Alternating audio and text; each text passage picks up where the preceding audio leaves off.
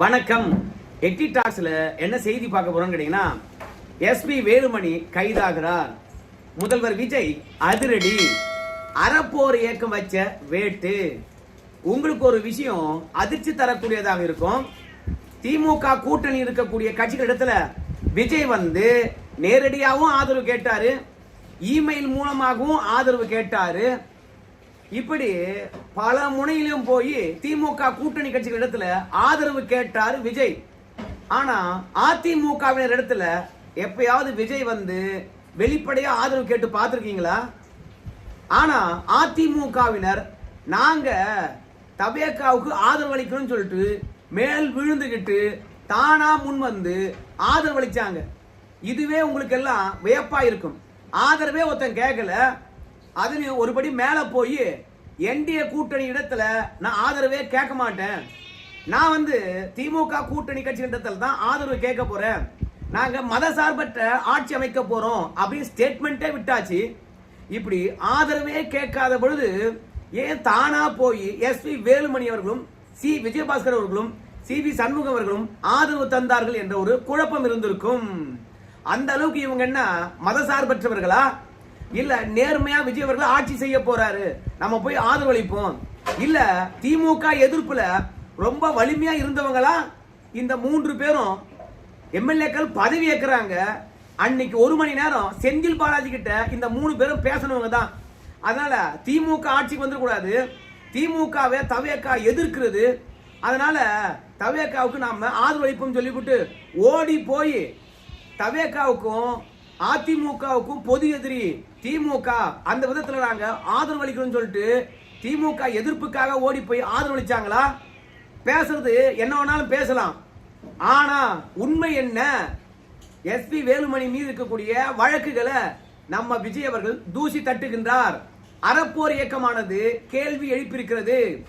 பார்ப்பா, மாற்றம் மாற்றம் சொன்ன, ஆனா உண்மையாகவே மாற்றம் என்றால் எஸ்பி வேலுமணி மீது நடவடிக்கை எடுக்கணும். எங்களுக்கு ஏமாற்றம் தரக்கூடாது. திமுக என்ன பண்ணிச்சு தெரியுமா? கோவை மாநகராட்சியில எஸ்பி வேலுமணி அவர்கள் 98 கோடிக்கு முறைகேடு செய்திருக்கின்றார். அந்த முறைகேட்டுல கந்தசாமி என்ற ஐஏஎஸும் விஜய் கார்த்திகேயன் என்ற ஐஏஎஸும் உடந்த. இவங்க மீதெல்லாம் நடவடிக்கை எடுக்க வேண்டும் என்று சொல்லிட்டு தமிழக அரசாங்கத்துக்கிட்ட நாங்க கோரிக்கை வச்சோம். தமிழக அரசாங்கத்தினுடைய லஞ்ச ஒழிப்பு துறையானது 1 வருட காலம் இந்த வழக்கை விசாரித்து விட்டு அடுத்த 4 வருடங்கள் கிடப்புல போட்டாங்க. திமுக ஆட்சி இருக்கின்ற பொழுது பொதுத்துறை செயலாளர் ரீட்டா ஹரிஷ் அவர்கள் எஸ்பி வேலுமணியுடன் சேர்ந்துகிட்டு கொள்ளடிச்ச கந்தசாமி மீதும் விஜய் கார்த்திகேயன் ஐஏஎஸ் அவர்கள் மீதும் நடவடிக்கை எடுப்பதற்கு மத்திய அரசாங்கத்துக்கு அறிக்கை அனுப்பணும். ஏம்பா, எஸ்பி வேலுமணி அவர்கள் 98 கோடி ரூபாய் முறைகேடு செஞ்சிருக்காரு கோவை மாநகராட்சியில. அதுக்கு உடந்தையாக இந்த 2 ஐஏஎஸ்கள் இருந்திருக்காங்க. அதற்கான ஆதாரம் கிடைச்சிருக்குது. இவங்க மீது சட்டப்படியான நடவடிக்கை எடுக்கணும், மத்திய அரசாங்கம் அனுமதி அளிக்கணும் அப்படின்னு சொல்லிட்டு இந்த பொதுத்துறை செயலாளர் ரீட்டா ஹரிஷ் அவர்கள் மத்திய அரசாங்கத்துக்கு இந்த ஆதாரத்தெல்லாம் அனுப்பி அனுமதி பெற்று லஞ்ச ஒழிப்பு துறைக்கு தந்திருக்கணும். அப்பதான் நீதிமன்ற நடவடிக்கையானது இந்த ஐஏஎஸ் ஆபீசர்கள் இருக்காங்க தெரியுமா, கந்தசாமி, விஜய் கார்த்திகேயன், எஸ்பி வேலுமணியுடன் சேர்ந்துகிட்டு கொள்ளடிச்சாங்களே, அவங்க மீது நடவடிக்கை எடுக்க முடியும். ஆனா திமுக அரசாங்கமானது 4 வருஷம் சும்மா இருந்துச்சு. இந்த வழக்குல குற்றப்பத்திரிகை போடணும். அறப்போர் இயக்கமானது நீதிமன்றத்துக்கு போயிடுச்சு. நீதிமன்றமானது விசாரிச்சு எஸ்பி வேலுமணி முறைகள் ஈடுபட்டு இருக்கின்றார், குற்றப்பத்திரிகை தாக்கல் பண்ணுங்க விசாரிச்சு அப்படின்னாங்க. பிறகு விசாரித்து குற்றப்பத்திரிகையை தாக்கல் பண்றாங்க. ஆனால் மேற்கொண்டு விசாரணை நடக்கவே இல்லை, அப்படியே கிடப்புல போட்டிருக்காங்க. அது மட்டும் கிடையாது, ஸ்மார்ட் சிட்டி திட்டம், அப்புறம் எம்சாண்ட் எடுத்து வித்தது, செம்மண் குவாரிகள் விட்டது, இதுல ஊழல் செஞ்சிருக்கிறாரு நம்முடைய எஸ்பி வேலுமணி. இந்த வழக்குல திமுக அரசாங்கமானது அறப்போர் இயக்கம் தந்த அழுத்தத்தின் காரணமாக எஃப்ஐஆர் போட்டிருக்காங்க. ஆனா இந்த வழக்குல ஐஏஎஸ் அதிகாரிகள் யாரும் சம்பந்தப்படவே இல்லை. சபாநாயகர் அனுமதி அளிச்சாவே போதும், உடனடியாக இந்த வழக்கு விசாரணையை நடத்திடலாம். ஆனால் இந்த எம்சாண்ட் விஷயத்திலும் சரி, செம்மண் விஷயத்திலும் சரி, ஸ்மார்ட் சிட்டி திட்டத்தில் ஊழல் பண்ணதா இருந்தாலும் சரி, அந்த வழக்கை திமுக அரசாங்கம் விசாரிக்கவே இல்லை. எஃப்ஐஆர் போட்டதோட சரி அப்படியே கிடப்பில் இருக்குது. அதனால விஜய் கிட்ட வந்து அறப்போர் இயக்கம் என்ன கோரிக்கை வைக்குதுன்னு கேட்டீங்கன்னா, முதல்ல எஃப்ஐஆர் போட்டாங்கல்ல, வழக்கை விசாரிக்க சொல்லுங்க, குற்றப்பத்திரிகை தாக்கல் பண்ண சொல்லுங்க. பிறகு அந்த வழக்கு விசாரணை தொடர்ந்து நடைபெறுவதற்கு விஜய் அவர்கள் வந்து பாத்தீங்கன்னா அரசு வழக்கறிஞரையும் லஞ்ச ஒழிப்புத்துறையும் முடுக்கி விடணும் அப்படின்னு கேட்டிருக்காருங்க. அது மட்டும் இல்ல, நம்ம எஸ்பி வேலுமணி அவர்களை பொறுத்த வரைக்கும் சொத்து குவிப்பு வழக்கு தனிப்பட்ட முறையில் வருமானத்துக்கு அதிகமாக சொத்து சேர்த்திருக்கிறார். அந்த வழக்கிலும் வந்து எஸ்பி வேலுமணி மீது எஃப்ஐஆர் போட்டிருக்காங்க. ஆனால் எஃப்ஐஆர் போட்டதோட சரி, கடைசி வரைக்கும் அந்த எஃப்ஐஆர் தொட்டே பார்க்கலையா திமுக அரசாங்கம். இதுலயும் அதிகாரிகளுக்கு சம்பந்தம் இல்லை. அதனால சபாநாயகரே வந்து பாத்தீங்கன்னா இந்த வழக்கு விசாரணையை விசாரிப்பதற்கு அனுமதி அளிக்கலாம். ஏன் எல்லாம் சபாநாயகர் அனுமதி அளிக்கணும் அப்படின்னு சொல்லி கேட்பீங்க. திமுக ஆட்சியில அப்பாவு அவர்கள் தான் சபாநாயகராக இருந்தார். சோ எதிர்கட்சி வரிசையில் இருக்கக்கூடிய எஸ்பி வேலுமணி மீது எஃப்ஐஆர் போட சொல்லி இருக்கலாம். ஆனா அப்பாவை பொறுத்த வரைக்கும் எஃப்ஐஆர் போடுறதுக்கு உத்தரவிடவே இல்லை. எஸ்பி வேலுமணியை பொறுத்த வரைக்கும் கோவைய தன்னுடைய கண்ட்ரோல் வச்சிருக்காரு. அவரை தூக்கி உள்ள வைக்கலாம் என்ற அடிப்படையில கூட அப்பா அவர்கள் அனுமதி அளிக்கவே இல்லை. ஏன்னா திமுகவும் அதிமுகவும் ஆட்சி கட்டில் இருக்கும் போது கூட்டுக்கோளை அடிச்சிருக்காங்க. அதன் மூலமாக எஸ்பி வேலுமணி அவர்கள் உள்ள போனார்னா திமுக காரணம் உள்ள போவான். அதனால எஸ்பி வேலுமணி அவர்கள் எல்லா உண்மையும் சொல்லிடுவாங்க. அதனால எஸ்பி வேலுமணி அவர்களுடைய சொத்து குவிப்பு வழக்க லஞ்ச ஒழிப்புத்துறையானது விசாரிக்கவே இல்லை. முதல்ல கோயம்புத்தூர் மாநகராட்சியில 98 கோடி ரூபாய் ஊழல் செஞ்சாரு எஸ்பி வேலுமணி அப்படின்னு ஒரு வழக்கை பத்தி பேசணும் இல்ல, அந்த வழக்க விசாரிப்பதற்கு ஏற்கனவே இருந்த சபாநாயகர் ஒப்புதல் அளிச்சுட்டு போயிட்டாராம். அதிகாரிகளுக்கு தான் வந்து பாத்தீங்கன்னா மத்திய அரசாங்கமானது ஒப்புதல் அளிக்கணுமா. ஆனா ரீட்டா ஹரிஷ் பொதுத்துறை செயலாளர் மத்திய அரசாங்கத்துக்கு கடிதமும் அனுப்பிட்டார்.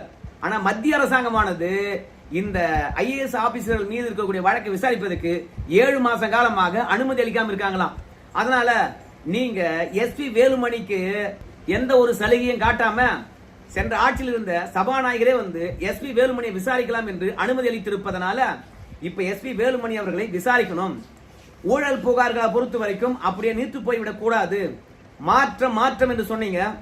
ஆனால் கடந்த ஆட்சியிலிருந்து உண்மையாகவே நீங்க மாற்றம் தான் என்றால் சொல்லுல மட்டும் இருக்கக்கூடாது, செயல்லையும் இருக்கணும் அப்படின்னு சொல்லிட்டு பால் இப்போ உங்க கோர்ட்டில் இருக்குது. எஸ்பி வேலுமணி மீது என்ன விமர்சனம் வச்சீங்க நீங்க பிரச்சாரத்தின் போது? இப்ப நடவடிக்கை எடுப்பீங்களா எடுக்க மாட்டீங்களா? இப்படி ஊழல்வாதிகள் உங்களுக்கு ஆதரவளிப்பதனால ஒட்டுமொத்தமாக காப்பாற்றி விடாதீங்க. திமுகவினரும் சேர்ந்தே கொள்ளடிச்சிருப்பதனால எஸ்பி வேலுமணி மீது திமுக கை வைக்கல.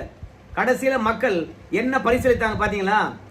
உண்மையாகவே மக்கள் நம்பிக்கை பெற்றவர்களா இருந்தா, மீண்டும் ஆட்சிக்கு வரதா இருந்தா, நீங்க மாற்றம் என்று சொல்லிட்டு வந்ததை நிரூபிக்க வேண்டும் என்றால் எஸ்பி வேலுமணி மீது நடவடிக்கை எடுங்க அப்படின்னு வந்து அறப்போர் இயக்கமானது இன்னைக்கு தன்னுடைய எக்ஸல பதிவாக முதலமைச்சருக்கு கோரிக்கை வச்சிருக்குது. அது மட்டும் கிடையாது, சென்ற அரசாங்கமானது எஸ்பி வேலுமணி மீது இருக்கக்கூடிய வழக்கை விசாரிக்கல அப்படின்னு சொல்லிட்டு நீதிமன்ற அவமதிப்பு வழக்கு போட்டிருக்காங்க.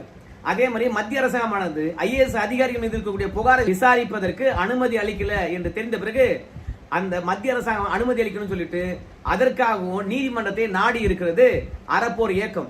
அதனால விஜய் அவர்களை பொறுத்த வரைக்கும் இந்த வழக்கெல்லாம் விசாரிக்கணும். இல்லை என்றால் நீதிமன்ற அவமதிப்பு வழக்க நீங்க எதிர்கொள்ள வேண்டும். நம்மளை பொறுத்த வரைக்கும் எஸ்பி வேலுமணியை காப்பாத்திக்கிட்டு இருந்த அரசு வழக்கறிஞர்கள் எல்லாம் போயிட்டாங்க. ஏன்னா ராஜினாமா பண்ணிட்டாங்க எல்லாருமே விஜய் அவர்கள் ஆட்சிக்கு வந்தவுடன். இப்போ நேர்மையாக உண்மையாக மக்கள் பணத்தை கொள்ளடிச்சவங்க, வருமானத்துக்கு அதிகமாக சொத்து சேர்த்தவங்க, ஒட்டுமொத்த பேருக்கு எதிரான ஆதாரங்கள் எங்க கிட்ட இருக்குது. அதை நாங்க உங்ககிட்ட கொடுக்கிறோம். விசாரிச்சு எஸ்பி வேலுமணியை உள்ள தூக்கி போடுங்க, சட்டத்தின் முன்பாக நிறுத்தி வைத்து தண்டனை வாங்கி கொடுங்க அப்படின்னு அறப்போர் இயக்கமானது நீதிமன்றத்தையும் நாடி இருக்குது. விஜய் அவர்கள் நடவடிக்கை எடுக்க வேண்டும் சொல்லிட்டு எப்படியா இருந்தாலும் நீதிமன்றமானது நீதிமன்ற அவமதிப்பு வழக்குல நம்ம புதிய அரசாங்கத்துக்கு உத்தரவு போடுவாங்க. அதனால எஸ்பி வேலுமணி அவர்களை பொறுத்த வரைக்கும் உள்ள போறது கன்ஃபார்ம் தான். அதனால தான் விஜய்க்கு ஆதரவளித்து விட்டோம் என்றால் பணத்துக்கு பணமும் மிச்சம், ஊழல் புகார் இன்னும் தப்பிச்சிக்கலாம், அதோட அமைச்சர் பதவியும் கிடைக்கும். அதனால அதிமுக அரசு அமைத்தால் திமுகவுடன் சேர்ந்துகிட்டு நமக்கு என்ன லாபம்? ஏன் தெரியுமா அந்த வார்த்தை வருது? திமுக கிட்ட போயிட்டு எஸ்பி வேலுமணி அவர்களே பேசுறாரு, எடப்பாடி பழனிசாமி முதலமைச்சர் ஆகணும்னு சொன்னீங்க. உடனே நான் வந்து அதிமுக ஆட்சியில உள்ளாட்சித்துறை அமைச்சராக இருந்தேன், எனக்கு அந்த பதவியை மீண்டும் கொடுங்க அப்படின்னு திமுக கிட்ட கேக்குறாங்க. திமுக நீ அமைச்சரானேனா நாங்க அதிமுகவுக்கு ஆதரவளிக்க மாட்டோம் அப்படின்னு சொல்லிட்டாங்க. ஏன்னா கொங்கு மண்டலத்தை இவரு கைக்குள்ள வச்சுக்குவார். ஆட்சி கட்டலுக்கு வந்த பிறகு கெத்து ஏறி போகுது இல்ல, அதனால கொங்கு மண்டலத்தை திமுக கோட்டையாக வேண்டும் என்பதற்காகத்தான் நம்ம செந்தில் பாலாஜி அங்க கொண்டு போய் இறக்கிருக்காங்க. இப்ப மீண்டும் எஸ்பி வேலுமணி அவர்களுக்கு உள்ளாட்சித்துறை அமைச்சரா கொடுத்தா அப்புறம் செந்தில் பாலாஜிக்கு வேலை இல்லாம போயிடுமே. அதனால உனக்கு மட்டும் பதவி இல்ல, மத்த யாருக்கு வேணுமானாலும் பதவி தரும், அதிமுக திமுக கூட்டணி உருவாக்கட்டும் அப்படின்னு திமுக சொல்லிவிட்டதுனால நமக்கு பதவி இல்லாத போது நாம எப்படி தப்பிக்கிறது? அதனால் நாம விஜயிடம் போய் சரணடைந்தோம் என்றால் எப்படியா இருந்தாலும் அவங்களுக்கு தான் அதிக பெரும்பான்மை பெற்ற கட்சியா இருக்குது. அதனால அவங்க தான் முதல்ல ஆட்சி அமைப்பாங்க. அவங்க ஆட்சி அமைக்கவில்லை என்றால் தான் அடுத்தவங்களுக்கு வாய்ப்பு தருவாங்க. அதனால நம்ம நேரடியா போய் அங்கேயே ஆதரவளிச்சிடுவோம் அப்படின்னு சொல்லிட்டு CV. Shanmugam, C. Vijayabaskar, S P. Velumani இவங்க லீமா ரோஸ் கிட்ட பேரம் பேசி வாங்க வேண்டிய அமௌண்ட்டை வாங்கிட்டு வலுக்கட்டாயமா போய் தவேகாவுக்கு ஆதரவளிச்சிருக்காங்க. இன்னைக்கு இப்போ பின்னணி தெரியுதுங்களா? வழக்கில் இருந்து தப்பிப்பதற்கு எஸ்.பி. வேலுமணி அவர்கள் அதிமுகவை அடமானம் வைத்து விட்டார். பாவி போதா குறைக்கு கட்சி ரெண்டா உடைச்சி தள்ளிட்டாரு. சோ இந்த விவரமானது அறப்போர் இயக்கத்தின் மூலமாக வெளியே வந்திருக்கிறது. திமுக எஸ்.பி. வேலுமணி மீது கை வைக்காததுக்கு காரணம் என்ன டீலிங் பேசப்பட்டது என்ற விஷயம் தெரியல. பொறுத்து பார்ப்போம். அரசியல் என்பது சாக்கடைன்னு சொன்னாங்க, சுத்தப்படுத்த நான் வந்திருக்கேன்னு சொன்னாரு. எஸ்.பி. வேலுமணி அவர்கள் கைது பண்ணி நான் ஊழலுக்கு எதிரானவன் தான் என்று நிரூபிக்க போறாரா? அரசியல் நேர்மையானவர்கள் கையில் தான் இன்னைக்கு இருக்குது. மாற்றம் என்னாலே நிகழ்ந்தது என்று விஜய் அவர்கள் நிரூபிக்க போறார் என்பதால் பொறுத்து பார்க்கலாம். நன்றி நண்பர்களே.